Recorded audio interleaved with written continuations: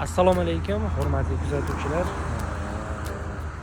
Bizda yana bir dehqon xo'jaligiga keldik. Hozir ko'rib juda ham hayron qoldim. O'sha yerlarga qadalgan qulupnaylar ko'chat qilib buldozerda qulupnaylarni ekishar ekan. Уже mana bugun 1-aprel hosillarni uzishni boshlashibdi. Qulupnay dog'onini ko'rsataman.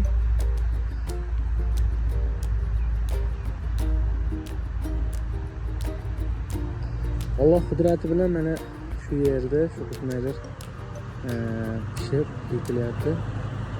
Dehqonlarimiz sababchi bo'lishib shirindan shirin qulupnaylarni xalqimizga yetkazib berishyapti.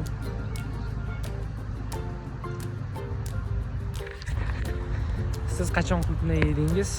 Oxirgi marta izohlarga yozib qoldiring. Salomat bo'ling.